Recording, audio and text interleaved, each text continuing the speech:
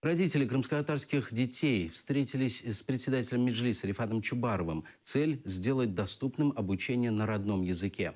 Искали компромиссы, пути решения. Подробнее в сюжете.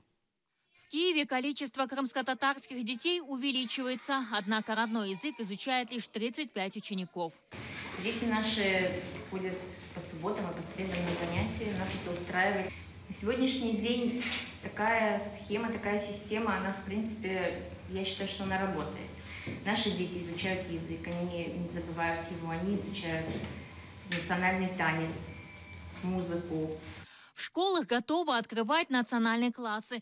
Впрочем, для этого нужно минимум 20 детей одного возраста, что делает невозможным преподавание на кримськотатарському.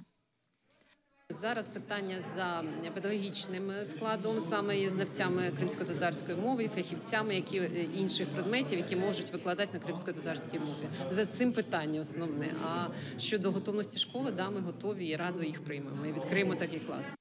Крымские татары рассеяны по Киеву, и возить детей из одного конца в другой для большинства родителей неудобно. Образование ребенка в первую очередь, школу, качество преподавания, а потом квартиру, ну, что грех, снимем там, где найдем эту школу. Если завтра здесь откроется национальный класс, то, может быть, и компактность проживания появится. Формат субботних и воскресных школ пока единственно возможный. Но такие занятия стоит проводить, убеждены родители. У вас есть некая группа, которую вы формализовали, и мы начинаем работать.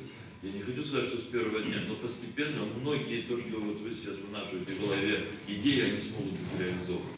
Ближе к каникулам в Киеве планируют открыть крымско-татарский лагерь, чтобы во время отдыха дети не забывали родную культуру. Мы уже начали нарабатывать, чтобы на базе этой школы мы могли бы сделать уже в июне месяце вот такой лагерь, где будет чисто вот крымско-татарская группа, где будут постоянно они здесь находиться. Но мы знаем, что наши дети вместе, они постоянно под присмотром. Точное количество крымско-татарских учащихся в украинской столице пока никто не считал. Эльвина Сидбулаева, Эльдар Исматов, Заман, АТР.